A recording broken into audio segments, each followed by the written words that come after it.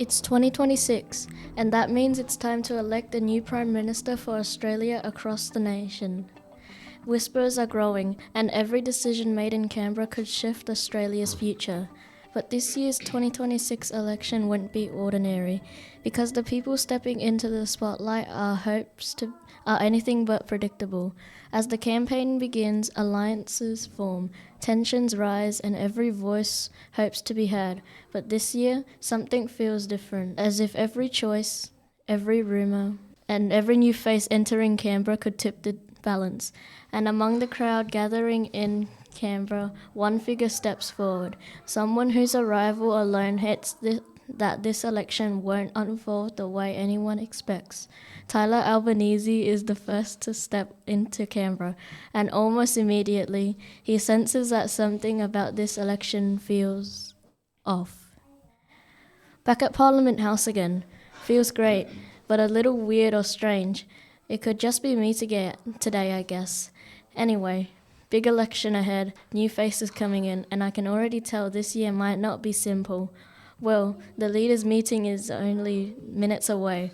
All the candidates and people, all the pressure, all the eyes watching. I need to be ready for whatever gets thrown at us today. Just as Tyler gathers his thoughts on the steps of Parliament House and the election, another person arrives.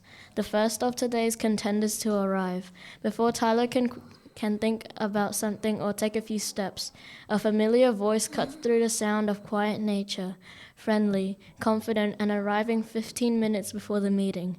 The footsteps grow clearer, and then Tommo Taylor steps into view, wearing that easy grin that he always has, the kind that makes even a tense morning feel lighter.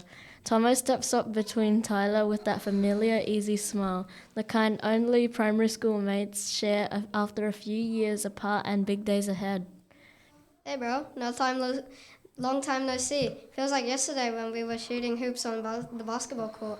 And now look, we're walking into one of the biggest days in Australia's calendar each 4 years. Yeah, it's wild, eh? Feels like we blinked and suddenly we're here again. But honestly, I'm glad you're walking in with me. Honestly, man, it feels good having you here. Makes this whole crazy week feel a bit less intense, you know? Feels like we've come a long way since those primary school days. Yeah, it's been a crazy ride, hasn't it? But having you here makes it feel like we still got that old spark. And honestly, I reckon we're ready for whatever comes next. With a shared breath and unspoken understanding, Tyler and Tommo pushed the heavy doors of Parliament House and stepped inside. Ready or not, the day has begun. As Tyler and Tommo stepped deeper inside, the wide marble hall opened up around them, bright, echoing, and busy with people moving in every direction. They wandered past tall pillars and long corridors until they reached the main auditorium, the place where everyone seemed to gather before the big meetings.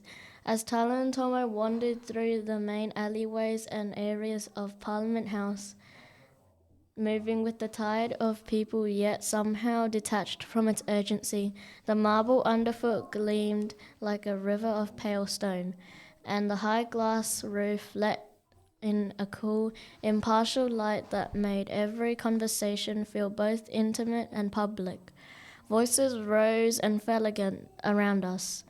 Hurried whispers, clipped instructions, the occasional laugh, while we drifted past portraits and banners that marked the building's long, careful history. Then, as quietness starts to flow through the area, a familiar voice comes through the sounds of ending rush. As the noise faded across the auditorium, two figures stepped forward, one a fellow candidate, the other a trusted friend they'd all invited to join them for the meeting and the final debate. Tyler, Tommo, perfect timing. We were just talking about you two. Didn't think we all talked in the same moment though. Feels like the universe lines it up. The four of them stood together, three candidates and one loyal friend, all arriving exactly when they needed to. Mate, Tyler, you look like you haven't slept since 2025. Bro, that's because I totally haven't. Democracy is exhausting. Honestly, that might actually help the campaign. They all laughed, the kind of quick, stupid laugh that only happens when everyone's nervous, but pretending not to be. The laughter faded, and for a moment the four of them just stood there. 3 candidates and 1 friend, all knowing exactly what came next without anyone needing to say it. Alright, boys, meeting time? Yeah, let's go before one of us chickens out. Because if anyone chickens out, it's Tyler. Bro, I'm literally the calmest one here. And with that, they started walking. No announcement, no coordinator, no crowd. Just the 4 of them heading towards the meeting room, side by side. The tall wooden doors swung open, and the moment the 4 of them stepped inside, the room shifted. Conversation stopped, chairs scraped. Every head turned towards the new arrivals, 3 candidates and 1 friend. Without waiting, the person at the front of the room cleared their throat, signaling the beginning of the final speech.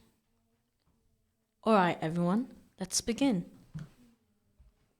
And the first candidate, Khris stepped forward to speak. The room fell into a deep, focused silence, the kind that only comes before something that truly matters.